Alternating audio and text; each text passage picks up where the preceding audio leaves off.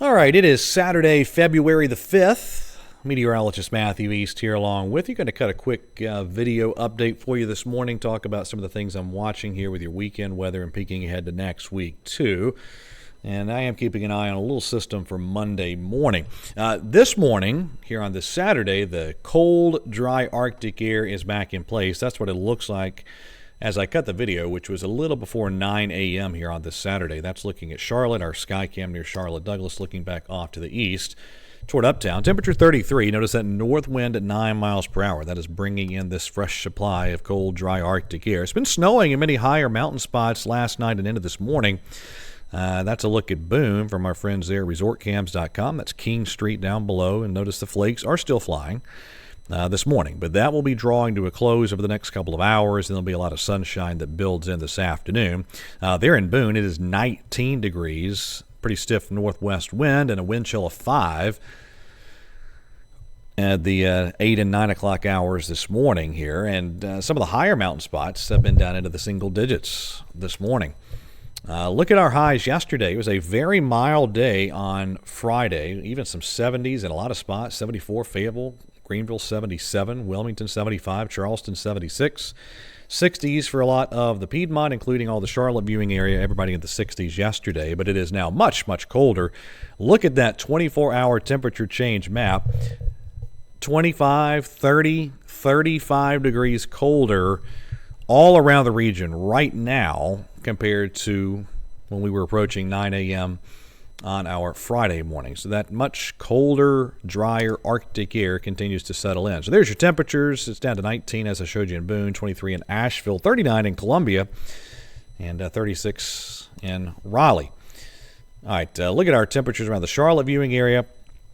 Generally speaking, it's 30s, low and mid-30s out there. And, of course, colder in the mountains as that Arctic air is working in from west to east, down to 10 in Banner Elk. And, again, I was just checking some of the observations. Sugar Mountain, Beach Mountain have been down into the single digits this morning. All right, here's your weather map. Cold front from late yesterday, that's gone. That's out to sea. And replacing it is this Arctic area of high pressure now over the central and eastern part of the country. Very dry air associated with that. Let's take a look at our dew points, and they've kind of fallen off the table now. Very, very dry air in place all around the region. And that north and northwesterly wind in place, bringing in that fresh supply of Arctic air. So let's look at our current temperatures across the eastern part of the country. Yeah, it's pretty cold in a lot of spots. And that next blast of Arctic air continues to sort of take hold across the region. Now, let me show you a Futurecast, and then I'm going to show you a couple other models here in just a second. First of all, today, it'll be sunshine this afternoon all around the region, clear and cold tonight, and then sunshine all day long for your Sunday. But as we then get into tomorrow night, what we're going to see happen is an area of low pressure develop along that old frontal boundary that's now offshore.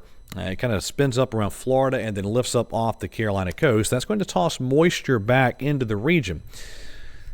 Not a lot of heavy moisture in terms of precipitation, but certainly there'll be some moisture, and I think a little bit of at least very light precipitation try to work in by Monday morning. Now, this is Futurecast. The pink shades where it's indicating sleet or freezing rain.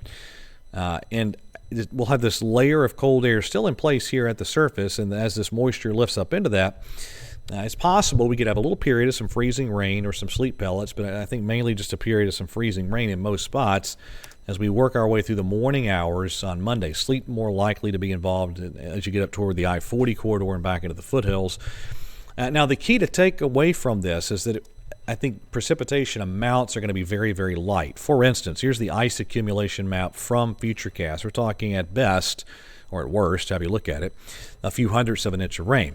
There's one notable exception to that, and I'll show you that here in just a second. But a lot of the modeling is very, very light with any precipitation that tries to make it in early in the day on Monday.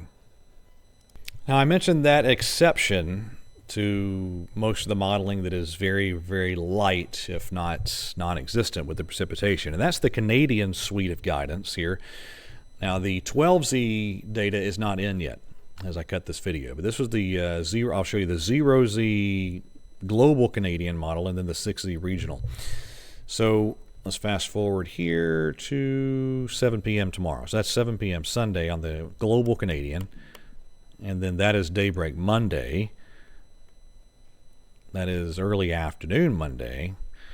And then the precipitation tapers off by the end of the day. And so on that particular run, again, this is just raw model data. You never see freezing rain accrue with 100% efficiency. But on that particular model, you wound up with that little footprint of some freezing rain accumulation. And the regional Canadian is really in pretty good agreement with that. Let me get out to Monday morning here on that particular model. So there we go through the day. Sunday, very quiet. Sunday night, moisture increases. And then there we go. That's daybreak Monday. Let's see. And I'll just give you, there's noon Monday right there. And then the precipitation tapers off. So again, on that particular model, the regional Canadian, similar to what you just saw in the global model, you get a decent little footprint of some ice accumulation. But that is the exception rather than the rule. Here's the European model.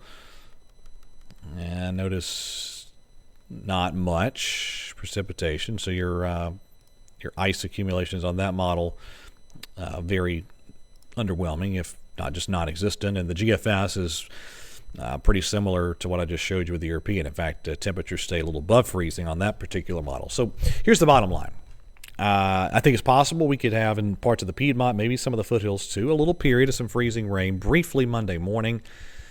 Unless something really changes that makes me think the precipitation is going to be much more aggressive, I think the worst case scenario is a little glazing of ice on some elevated surfaces for a brief period of time Monday morning.